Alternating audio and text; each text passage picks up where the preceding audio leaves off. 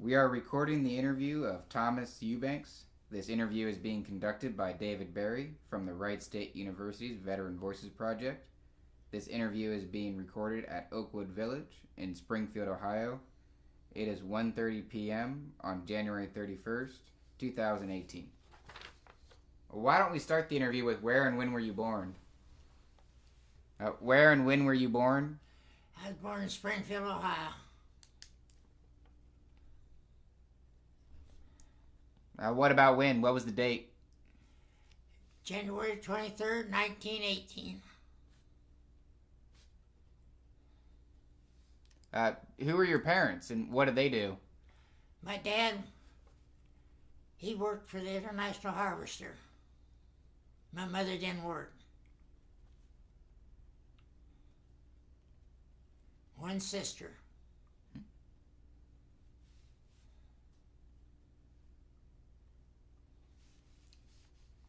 Now, what was your sister's name? Dorothy. And what did she do? I don't think she ever worked. Okay, Married and raised a family. that's good. So, what were you doing before you entered the military? I worked in different shops around Springfield. Worked International Harvester. And before I went into the service, went from the service from Wright Patterson.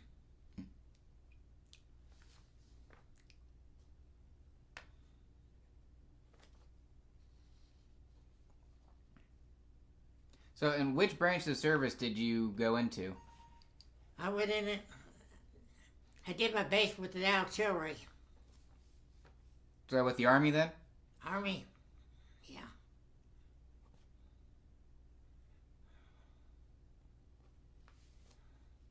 And then, were you drafted into the Army or did you enlist? I was a 4F. And went to Wright Pat, and they changed my classification to a C, a job classification. I supposed to be on detached service, but nothing was happening. Transportation between Springfield and Wright Pat was terrible, and living conditions down there was terrible. I stuck it out for 2 or 3 months, and I told my wife, I'm going to turn my classification in. I turned it in, and they took me. They never examined my eyes the second time. No. So what does a 4F mean versus C?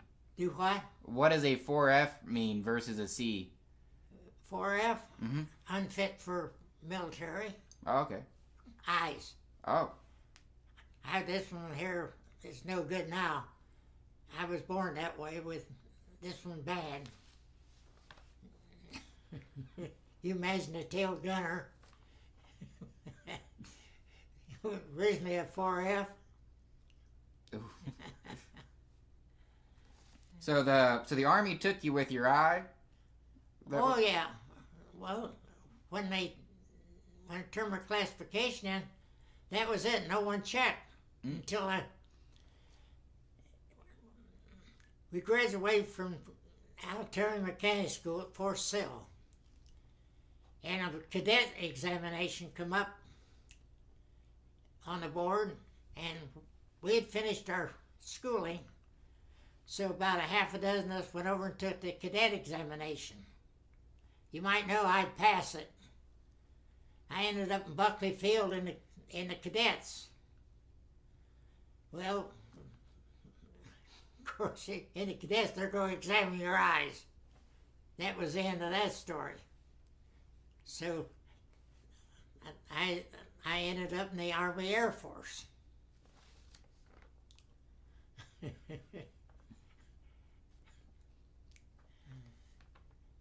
So did you like the Army Air Force better than the Army?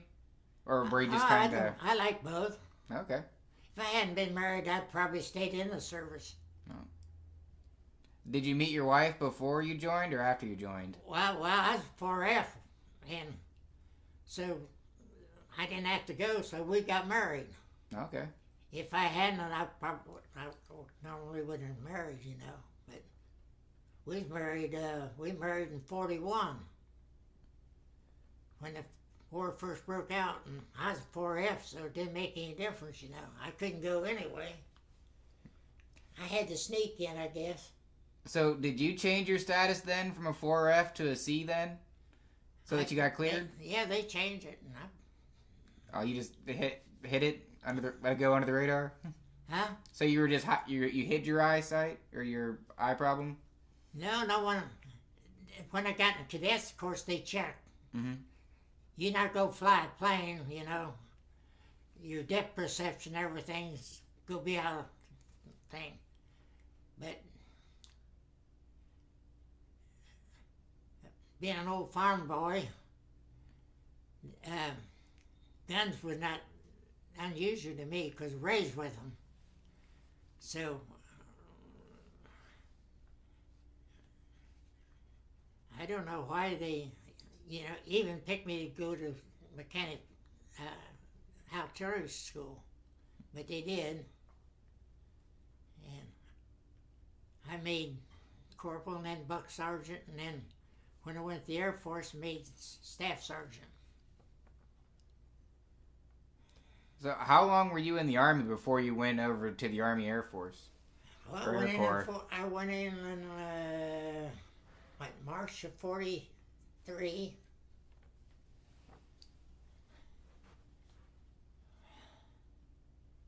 I don't know.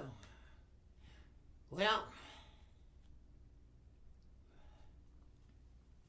this after basic training, they sent me to school at Fort Sill. That's about 6 to 8 weeks. Then the Buckley Field for cadets. Went in March. I'd say about 9 months. Oh, sergeant, 9 months. That's pretty quick. Then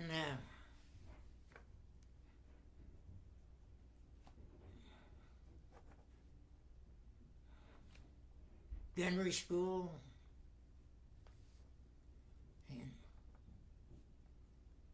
And even taught gunnery for a while. Then finally assigned to a crew in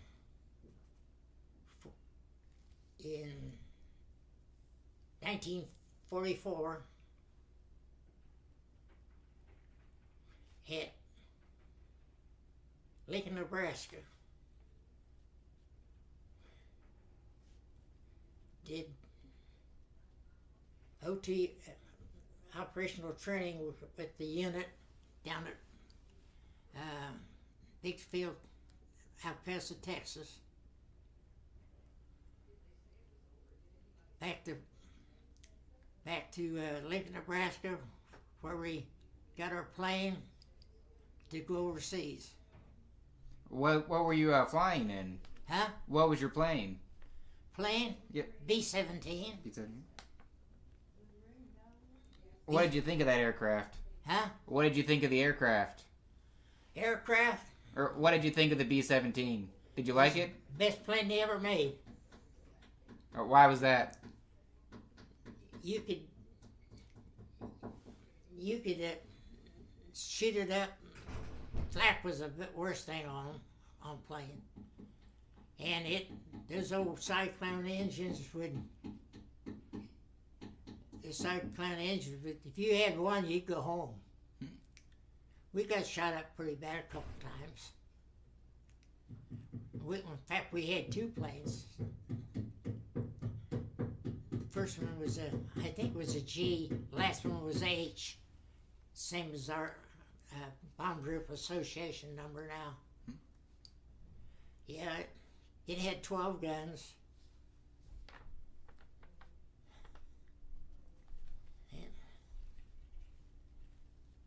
And outside of Flak, of course, the German Air Force was pretty well shot up before, because I got in, did my first mission on February the Valentine's Day, February the 14th, 45. So that was right there towards the end of the war then. Huh? So that was right there at the end of the war then. Yeah. I was overseas 6 months and 12 days. I was reading my discharge paper after I talked to you. So how did you feel about going overseas and being a tail gunner? Were you excited to go, or were you nervous? You don't think about those things. Just a job had to be done. I tried again a lot of times before I got in, and they would never take me, so yeah, I wanted to go. Yeah. I guess you don't think a whole lot about it. This is another job, I guess. And I know there's a different circumstance than there is today. We didn't fight wars like they do today. No. We went in, kicked ass, and got out. I'm sorry. No, you're fine. You say whatever you like. we didn't mess around. So I only flew 13 missions.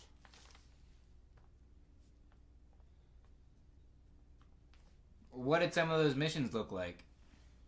Do you have any? Some of them were bad, and some of them were just we call milk runs. You know, no problems. Go and drop your bombs, come home. And some of them were pretty bad. A lot of flak. You didn't see. And you didn't. The boys in the 51s, after they got drop tanks for 51s, they pretty well cleaned the German Air Force out. And they'd be a few around. And they only picked on stragglers or something was shot up. You don't jump a squadron of 17s. You got 12 guns looking at you. And I never really got a good shot at any of them. Took a couple pot shots just for the heck of it.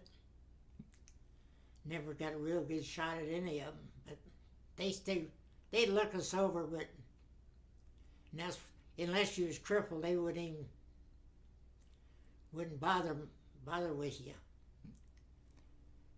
Did you lose any plane or any aircraft during your 13 missions?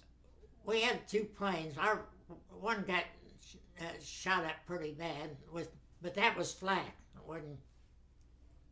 I got a piece of flak up there that cut my goggles, scratched me, but that was it.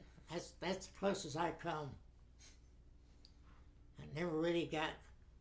In fact, time I got back to the base, the blood dried up, and that was the end of it. You know, wouldn't classify as a wound.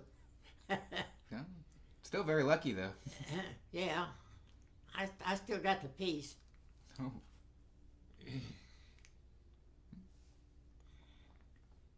So, how did you like training to be a tail gunner and then going overseas to be a tail gunner? Coming out of the artillery, and I worked on,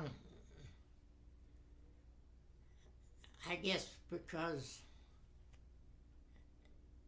at Red Pat, when I was waiting to go on to test service, I got the phone with the 50 caliber machine guns. When I went to basic training down in Florida, we had a cadre, and then all the rest of us were inductees. And a whole new, it was the Black Panther Division, new division. And the sergeant come around, told the boys clean up we had 105s artillery, and clean up the guns. And I says, can I clean up the 50 calibers? We had 2 of them. Yeah, and they told some other kid to help me. When he come back, I had him set up and the headspace set and ready to fire. Well, from that day on, I was an acting corporal. I guess that's the reason they sent me to school, artillery school, then gunnery school. Oh, well. What was the 50 cal? What was in the back of the B-17? All 12 guns is 50s. Oh. Yeah. Twin 50s. Ooh. This B-17's got 4 in the nose, 2 in the top turret, 2 in the ball turret, 2 in the waist, and 2 back my tail. Did you just control the tail, or did you control any other guns? Do what? Did you just have control of the weapons in the rear, or did you have control of any of the other 50 cals? I'm not understanding. Oh, sorry. Did you just control one of the guns, or did you have control of multiples?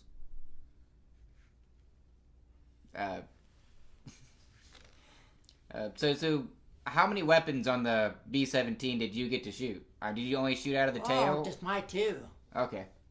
Back in the tail. You don't move around.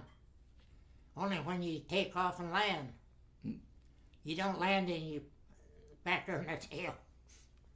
I rode it back into close to the base one time because Germans was coming through the radar, and I stayed back there. But once you start to land, you go back up in the waist and sit down.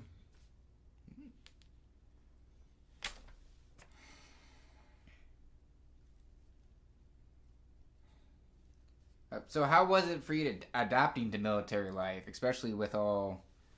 Oh, it wasn't hard. Of course, in the Air Force, it ain't like in the ground troops. You make your mission and you go back to base. You got your bed and your meals and everything. So it ain't like living in a foxhole or something. It wasn't hard to do.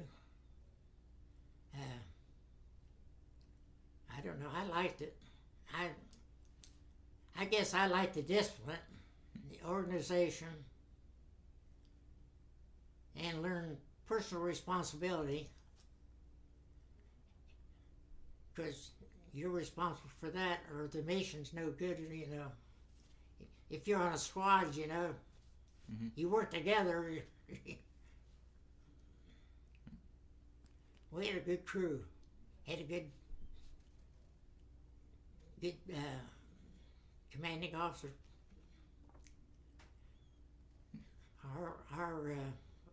We're close bunch. Our crew's pretty close, just like a bunch of cops are, or you know, or a squad in the army or whatever. Did you keep in contact with any of your crew after you guys got back? Huh? Did you keep in contact with your crew after you got out of the military? Not really, no. I belong to this association. I get that bulletin 4 times a year. We have a reunion every year. I've been to one. That was some few years back. They have them different places around the country. Oh, okay. We have not BX anymore. It's a PX now, isn't it? We have our own PX and stuff. They have a reunion. Last one was in San Diego, I think. Yeah.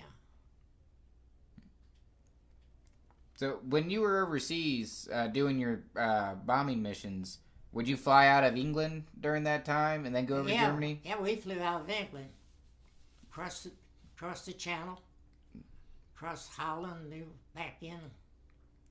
Was that your first time ever leaving the States? First mission was Chametz, Czechoslovakia. It was a long mission. That was on February the 14th, 45. And two missions over Berlin. We had twice had 1,800 planes over Berlin. Wow. 2 times. You can drop one now more than we dropped then with 1,800 planes. And 2 missions at Frankfurt, Munich. Munich's where we got shot up and got the second plane. Yeah.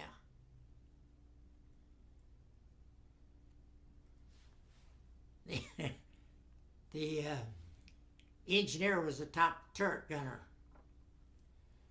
and he had a helmet. Wasn't like the regular pot helmet. It was more like leather with had lined with like the old football helmet, the real old football helmets back in the 20s and 30s. And a piece of flak come through, hit him right there on his thing, knocked him unconscious. And he got turned around in his turret, and the air coming through that plexiglass back of his neck, he thought he was bleeding. He passed out again. We had to talk him out of getting his turret back around. But that's the only one that, I don't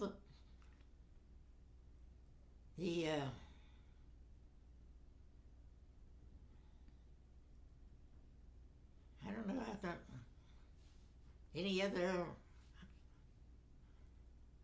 I think the waist gunner got shot in the tail end, just grazed just like I did. Not a wound. He cut his suit, but it didn't hurt him. But the engineer, he never got hurt. I mean, he didn't, that was the end of it. But he took that old helmet home with him. Not bad. That saved his life. You had some close calls, but that's about the end of it. Did you get to try any? Did you get to experience any of the culture when you were in England, or when you were in England? Did you get to experience any of the culture? I'm not understanding. How was your time overseas, like in England? Did you get to try some of the food or meet any of the locals? The food? Mm-hmm. Well, when it was in altitude, it was great. Air Force, in a base, it's mess hall. Over in England, you walk out to your barracks and smell that mutton. You turn around, walk back in, and go hunt you some sea rations. But most of the time it was pretty good. Yeah, that's good. Of course, we ate better than the ground force, you know. Mm-hmm. So how did it feel flying over Germany, flying over the major cities of our enemy at the time? Never would have thought. Mm-hmm. Just another job. I guess when you're in combat, the adrenaline gets high. It's not like a lot of guys when they come back. Long as do it there, when they come back, that's when it'll hit a lot of them. Never hit me. I don't know. Just never. I guess I thought of it in a different way than. We had one over with us. In the first part, at the last part of the war, they had, instead of bombardiers, they'd have the lead squadron, which we were at the end. We were lead squadron. They had a guy called a Togolier. When the bombardier on the lead plane dropped, the Togolier was an enlisted man, a staff sergeant. He'd flip the button, drop the bombs. The whole squadron would drop on the one bombardier.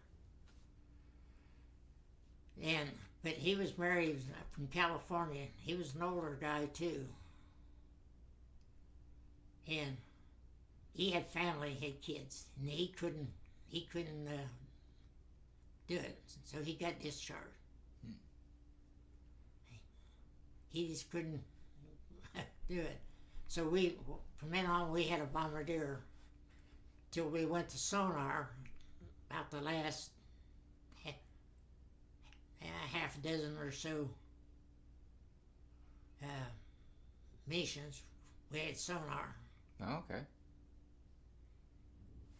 I only flew 13 because I really wasn't supposed to fly them after the third one.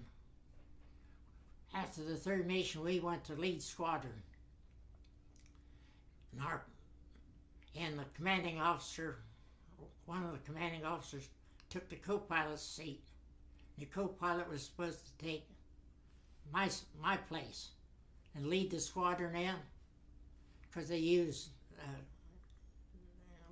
different color lights from the tail. The lead squadron did.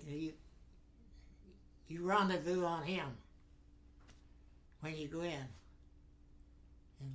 and you don't use radio, and they use those signals. So I only flew 13. They flew a couple more after I didn't fly.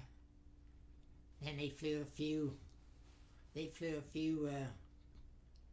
Baker and tours over the Low Countries for the ground people. Then they brought some. Then they flew. A mission brought some prisoners back, but I didn't go on them.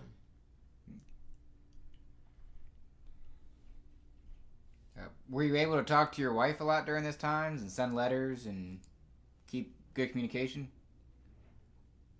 Nah, my time in the service wasn't all that exciting, I guess. I don't know. You got hit with flak and tail gunner. That's pretty exciting to me. I guess I just nothing really exciting. So where were you when the war ended? Where in the war? Where were you when the war ended? Like, were you done with your missions at that time? Or? Yeah, we flew our own plane over, and we flew our own plane back.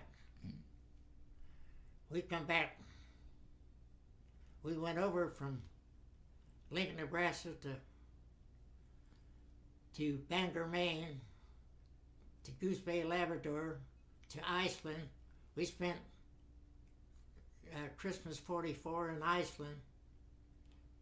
Went to Valley Whales and then to our base up at Nephthys Hall. And on the way back, we went to Valley Whales, to the Azores, and back to Labrador, and to Connecticut. Trying to think of the base in Connecticut. Anyway. So were you back in the States when Truman announced that the war was over? No. Germany, we was still. I was on leave, sitting in a park when the war in Germany's over. And when Japan surrendered, I was we came back, and I was on leave. When leave was over, I was at Sioux Falls, South Dakota, getting ready to group to go to the Pacific when Japan surrendered. So I was up there when they was surrendered. Then I went to Separation Center at Indiantown Gap, Pennsylvania, then out.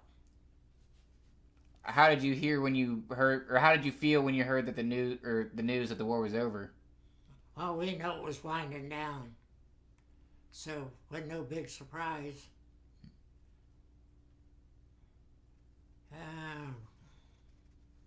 I guess a lot of people celebrated, but I don't remember we're doing it. Must have been a good celebration then. This was over. So how long after the war ended did you stay in? War ended in... When did it end? When Japan... Because I was separated in November. I was a duty non-com for a nose and throat doctor in Indiantown Gap. My wife and I had an apartment in Harrisburg, Pennsylvania. And I'd go out. I rode with an officer out to the base, and I was just duty non-com for that doctor till I got separated. And then, of course, came home.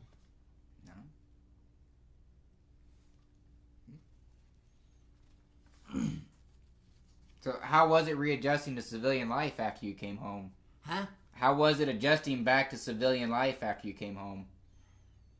Not easy. Guess what's your language? And I've been I got sitting back on that bicycle seat and that tail gun in sub-zero weather for 6, 7, 8 hours. I was taking treatments at Sioux Falls. And outside of that,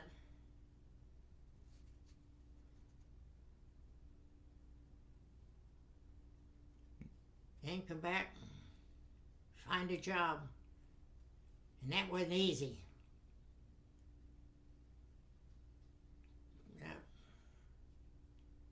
It's almost as bad as it was here a while back. Of course, I was raised during the Depression, back when they had the Depression in 1929, on into the 30s and 40s. It was the war started before the Depression really ended.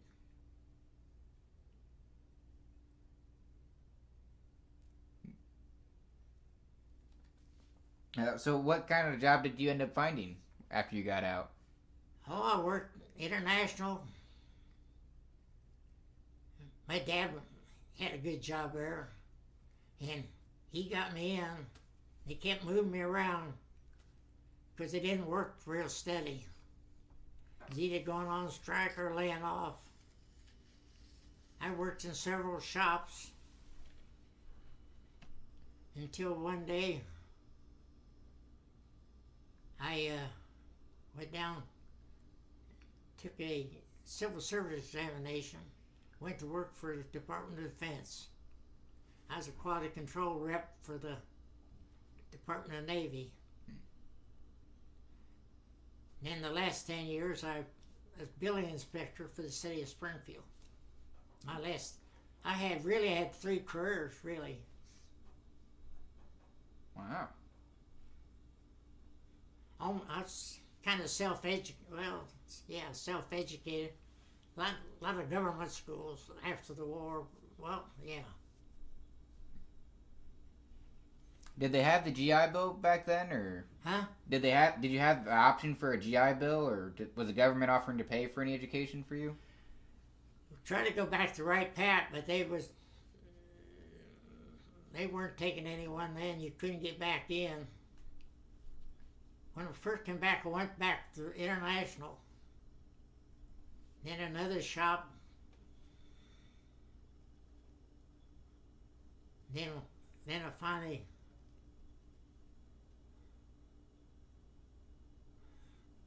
I was in Idaho for a couple of years.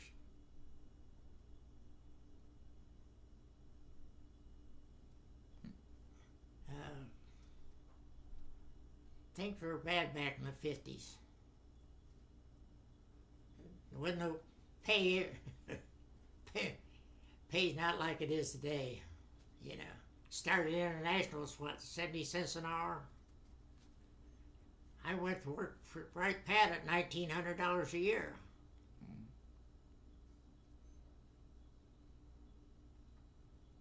Yeah. It's hard to live a month now on that. Went to work for the Department of Defense, well, actually the Navy, for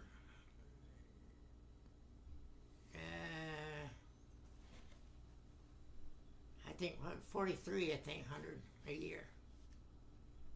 Back there wasn't money like today. But we raised 4 kids, which my wife did.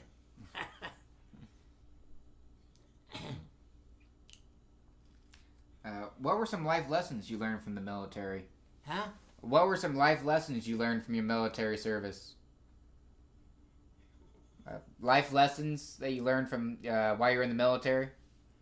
Want to learn? Mm-hmm.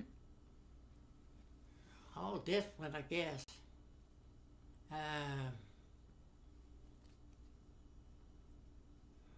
Responsibility. Personal responsibility. Organization. Because they stay organized. Chain of command. I'm still pretty much that way. I guess that would help me. It helped me in my jobs, I know.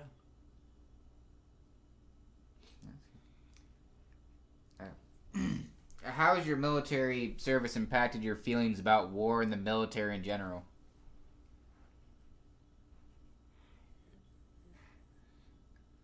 In the military general? Or, In war? How do you feel about war in the military now that you're out? I wish they'd stay out of other countries' personal, internal problems. Like Vietnam. I don't think we ever had any business there. Afghanistan right now. If I was president, those boys would come home. It's a waste of time. You could put all your... It ain't worth one GI. It ain't worth one GI.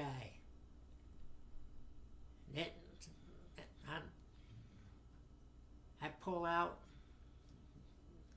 and use the bombers and go after them that way. Because you can be there 1,000 years, and once you leave, you go right back like it was.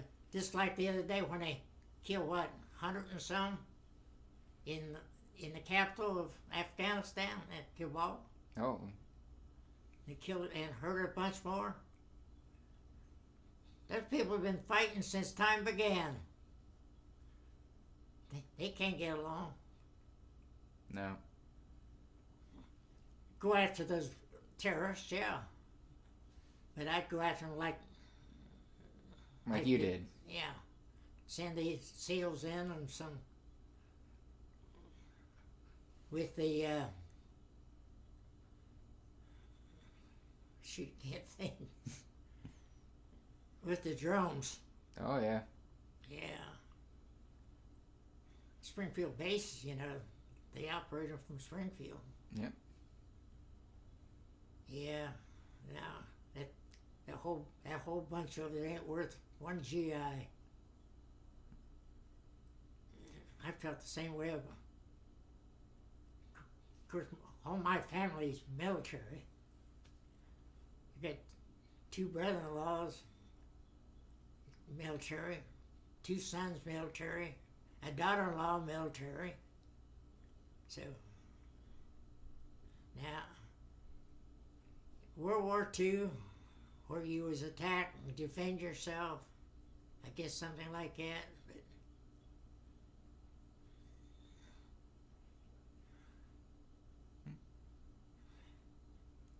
Well, I only have a couple more questions for you. huh? So I only have a couple more questions for you. Okay. Do you feel is there anything that you feel like we haven't covered or should be discussed in this interview? Nah. Okay. Then this is my last but favorite question. What message would you like to leave behind for future generations who review this interview? Ooh.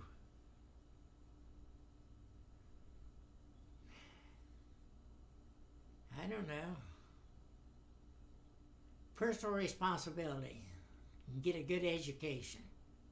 Take responsibility for your own actions. That's the problem of the day. People don't. They just don't take. Go get into that. That's another subject. Sounds like a great message. Personal responsibility. All this new words they got, like turn that off. Oh, okay. No problem. Well, then this will conclude our interview. Did you say to turn this off? Okay. Well, this concludes our interview. I just want to say thank you for taking the time to do this interview, and thank you for your service. Okay.